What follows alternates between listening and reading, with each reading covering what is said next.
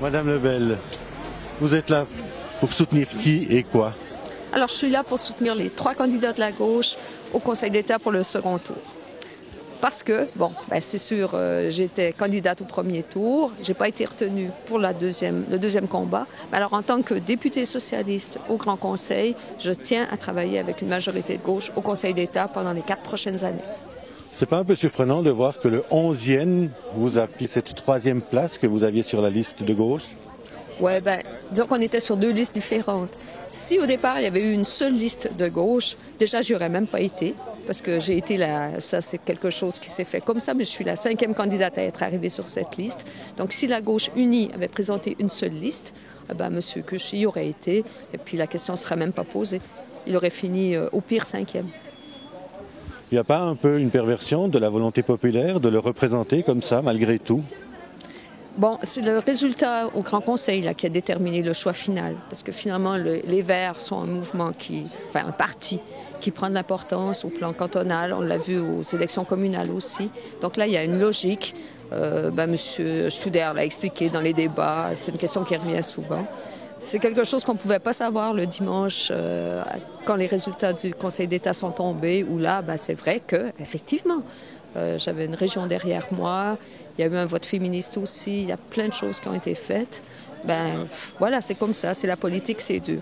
Ce que je dirais aux gens, alors qu'ils ne sont pas contents, je les comprends. Déjà, merci beaucoup d'avoir voté pour moi, mais engagez-vous en politique. Si vous trouvez que ça ne va pas comme ça, engagez-vous, essayez que ça change.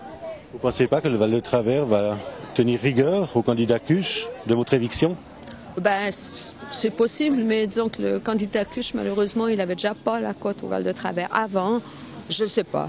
Ça va peut-être provoquer des mouvements d'abstention. Les gens qui n'ont déjà pas voté pour lui la première fois. Moi, j'essaie de les convaincre de voter pour lui parce que je considère que c'est un bon conseiller d'État. Il est meilleur que les candidats de droite. Personnellement, j'ai voté pour lui. L'enveloppe, le bulletin, il est parti. J'ai voté pour lui. Par contre, le Val-de-Travers va être déçu. Il va continuer à se battre. Finalement, c'est une région qui est périphérique.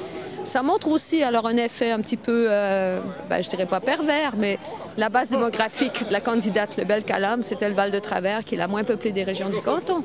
C'est une dure réalité, mais je crois que le Conseil d'État sera attentif. Il affirme une volonté de travailler en réseau. Il faudra qu'il soit vraiment attentif aux demandes du Val-de-Travers ou à sa présence, que la sensibilité du Val-de-Travers ne sera pas présente au Conseil d'État par ma personne. Il faudra qu'elle soit présente dans les têtes des conseillers d'État. C'est un pari risqué que vous faites, vous, les socialistes, là? C'est un pari risqué, c'est sûr.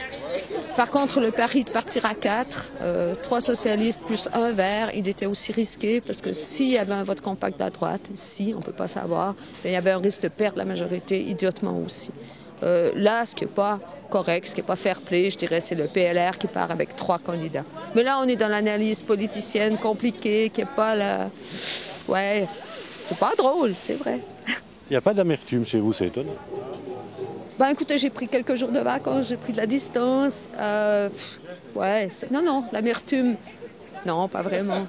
Mais peut-être un tout petit peu. Si jamais on perdait la majorité de gauche, je pourrais être amère, mais j'ai pas de raison de l'être.